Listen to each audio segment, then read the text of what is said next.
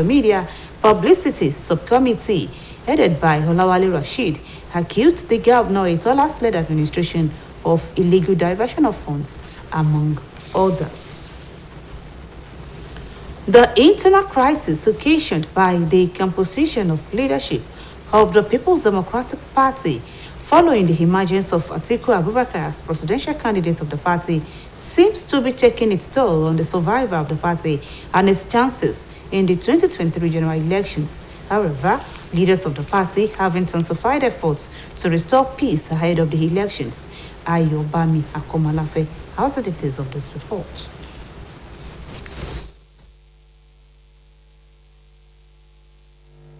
Nigeria debt profile has been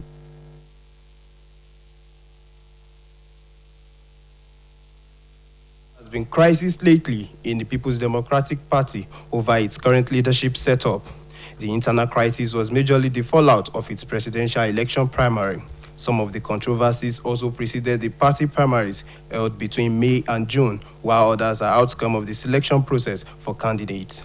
The contentions are such that have left party chieftains and their supporters divided and delusioned. Since Atiku Abubakar's decision not to pick Nyesom Wike as his running mate, having emerged as the first runner-up in the PDP presidential primary, the party seems to have split into Atiku and Wike camps. Governor Nyesom Wike's camp called for the restructuring of the People's Democratic Party's leadership to accommodate more Southerners, since the emergence of Atiku Abubakar as PDP flag bearer, saying the party is presently constituted pro-North as the structure of the party is skewed in favor of the Northerners, calling for the national chairman of the People's Democratic Party, Senator Iyorchia Ayu, to step down following the emergence of a Northerner as the party's flag bearer. This crisis has no doubt opened can of worms and altercations capable of jeopardizing the chances of the party. The recent being the interview granted to BBC Hausa by the PDP chairman, where he was alleged to have described those calling for his resignation as children and boys. Replying to Ayu's statement during the inauguration of road projects in Ikwere local government area of Rivers State, Governor Nyesom Wike described the alleged statement credited to Dr. Ayu as show of arrogance, insincerity, lack of integrity, and dishonesty, which could jeopardize the electoral fortune of the party in the 2023 general elections. Mr. Wike alleged that part of the reasons Ayu had refused to resign his position was because of the 14 billion naira the party raised after primaries, saying the party chairman desired to be the manager of the funds. The chairman of the party who wants to win an election, your business is to bring peace to your party. Your business is not to divide your party. Your business is not to show arrogance to your party. But I say we are children. Yes, the children brought you to the chairman of the party. Speaking in the same vein, former National Deputy Chairman of the People's Democratic Party, Olabode George, at the inauguration, stated that only unity can get PDP to Aso Rock in 2023, as he expressed his displeasure at the chairman's description of Wike's camp as children. On his part, the chairman of the People's Democratic Party Board of Trustees, Senator Walid Jibrin, said it would not be fair for the chairman, presidential candidate, and Board of Trustees chairman to come from the north, saying there cannot be peace in such situation. Jibrin said in an interview that the national chairman of the party, Iyorchia Ayu, would have to resign after presidential candidate Atiku Abubakar is declared winner in 2023. It will not be fair for the president of Nigeria to be from the north, the chairman of the party to be from the north, and to talk of the BOT chairman also from the north. But look at what the party, you see, is looking at all these things, and the party would sit down and discuss. However, the spokesperson of the People's Democratic Party, Honorable Debo Ologunagba, while addressing journalists, said the leaders of the party are united in the resolve to rescue the country. Mr. Ologunagba explained that what is happening presently in the party are differences among some party leaders, which is normal in every human endeavor. Ayobami Akomolafe, OSBC News. The Controller General of Nigeria Customs Service Colonel Ahmed Ali, retired, has stated that Nigerian National Petroleum Company Limited, formerly Nigerian National Petroleum Corporation, cannot justify the volume of premium motor spirits being consumed in the country daily to warrant the over 6.34 trillion naira subsidy payment on the commodity annually. Ali, in his presentation to the House of Representatives Committee on Finance, has the continued hearing on the proposed 2023 to 2025 medium-term expenditure framework and fiscal strategy paper in Abuja, argued that the NNPC cannot scientifically prove the 98 million litre per day consumption it was claiming, alleging that the nation's oil company was supplying an excess of 38 million litres of PMS daily. The committee had asked Ali about the light deficit of between 11 trillion naira and 12 trillion naira in the proposed 2023 budget in the 2023-2025 MTEF FSP. The federal government is proposing a budget with estimates totaling 19.76 trillion naira, while the deficit will hover between 11.30 trillion naira and 12.41 trillion naira in the 2023 fiscal year. The Minister of Finance, Budget and National Planning, Zainab Ahmed, who appeared before the committee recently, had decried that the government might be unable to provide for Treasury-funded capital projects next year, especially due to dwindling revenue and annual payment of 6.34 trillion naira subsidy on petrol. In the meantime, Nigerians have expressed reservations on the rising debt profile that currently stands at 1.6 trillion naira. In this report, Omotayo Adebono takes a look on Nigeria's debt profile and its implication on the economy. His reports. Nigeria debt profile has been on the rise despite securing debt relief during Olusegun Obasanjo-led administration. Successive governments have continued on the borrowing spree. The federal government's component of the public debt surging 658% of the 26.9 trillion naira in the last 21 years. This has raised concerns among Nigerians on the debt sustainability of the country amid dwindling revenue to meet the debt obligation to creditors. So far, experts have it on record that President Muhammadu Buhari's administration is the country's biggest borrower, increasing public debt by more than 173%. Next to the Buhari government is the Yaradua Jonathan's administration with a 155% surge in borrowing. The fiscal responsibility law provides a limit of 3% debt threshold for sustainability, but the president can exceed the ceiling if there is a clear and present threat to national security or sovereignty of Nigeria. Also, Nigeria's borrowing limit as a percent of GDP stood at 34.8% in 2020, well above the present for this year. Earlier this year, the Federal Executive Council, FEC, had strategically raised the borrowing limit to 40% and in its medium-term debt management strategy for Nigeria for the period of 2020 to 2023. While Nigeria's debt to GDP is lower than those of its peer, its debt to revenue is too low to sustain the country. Of every 100 naira government makes in revenue, 97 naira now goes to debt servicing. In the last 4 administrations, only Obasanjo's team reduced public debt. His government recorded a 32% decline in the London Club Agreement. Data from the DMO showed that federal government borrowing climbed from 3.53 trillion naira in 1999 to 26.9 trillion naira as at the end of March 2021. Debt has grown, and that has come really from the annual budget. Okay, so there are 3 levels where those borrowings have increased. We've been running deficit budget for many, many years. Okay, so each time you approve a budget with a deficit, by the time we raise that money, because when you approve it, you're giving us a mandate to borrow, authority to borrow, it will reflect in the debt stock. Okay, so debt stock will increase. Also remember that the states are also borrowing, so we add their own to it. They have laws also governing their borrowings. So the second leg to that really is debt stock increases, so does debt service. Okay, so the clear message is go through the budget. We've been borrowing, having deficit budgets for many years and have been borrowing.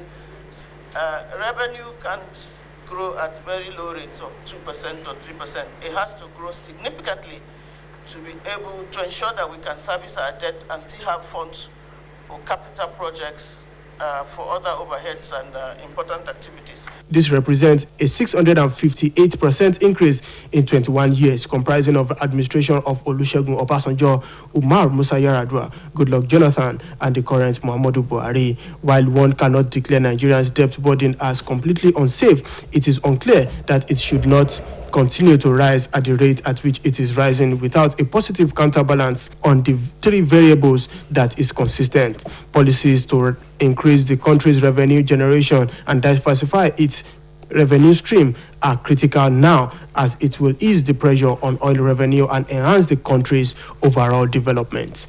Omotayo Adebodun, OSBC News. You are welcome to our sports segment.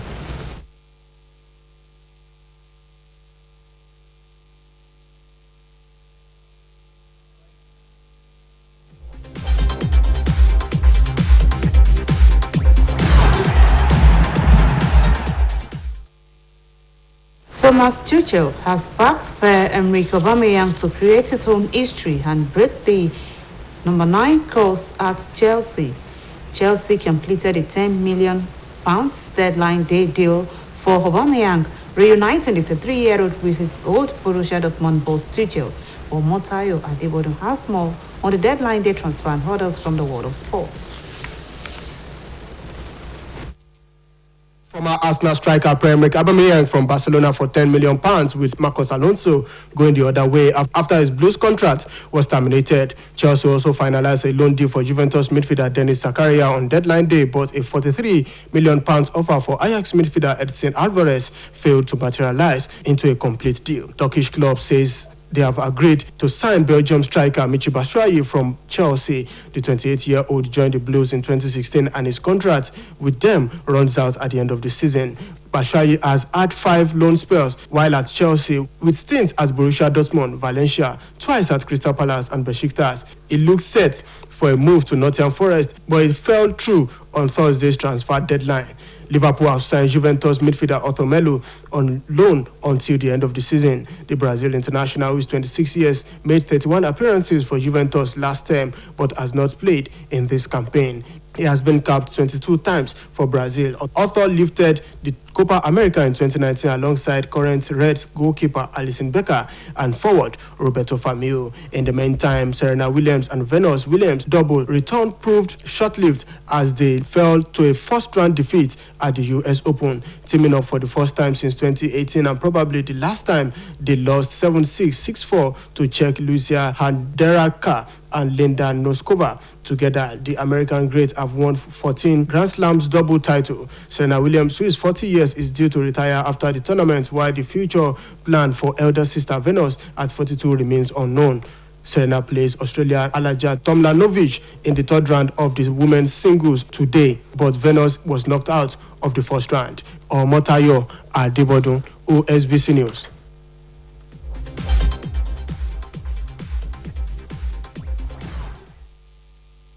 G7 industrialized powers have said they would urgently move towards the implementation of a price cap on Russian oil imports in order to stop Moscow from raking in huge profits from soaring energy prices.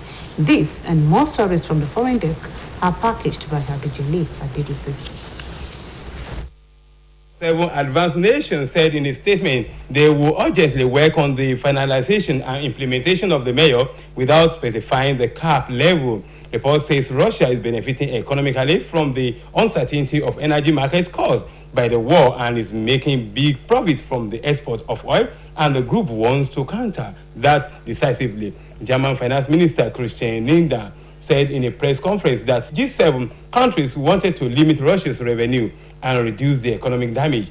He added that the aim of the price cap on oil export was to stop an important source of financing for the war of aggression and contain in the rise in global energy prices. Finance Minister also said that the G7 sought to form a broad coalition of support for the oil price cap to maximize the effectiveness of the measure. United Nations nuclear experts have made their first inspection of the Russia-held Zaporizhzhia power plant in Ukraine and are to maintain a presence there. International Atomic Energy Agency Chief Rafael Grossi said the plant and physical integrity of the plant had been violated several times. The inspectors were accompanied to the plant by Russian soldiers after a risk journey delayed by shelling. It was gathered that Russia and Ukraine accused each other of trying to sabotage the mission. Zaporizhzhia in southern Ukraine is Europe's largest nuclear plant and was occupied by Russia soon after it invaded Ukraine in February. Ukraine staff who continue to operate the plant say Russian troops have used it as a military base and that workers are in effect held at gunpoint. Ukraine President Volodymyr Zelensky said he hoped the inspectors would draw objective conclusions, but lamented the absence of international journalists among the delegation. A Myanmar junta court has sentenced hostile leader Aung San Suu Kyi to 3 years in jail for electoral fraud in the 2020 polls, which her party won in a landslide. The latest sentence handed down by the closed door takes the total jail term the Nobel laureate and democracy figurehead is facing to 2 decades. Detained since a push last year, Suu Kyi, aged 77, had already been convicted of corruption and a clutch of other charges by a closed junta court and sentenced to 17 years in prison. Reports say journalists were barred from proceedings today in the military-built capital Naypyidaw, and our lawyers were also prevented from speaking to the press.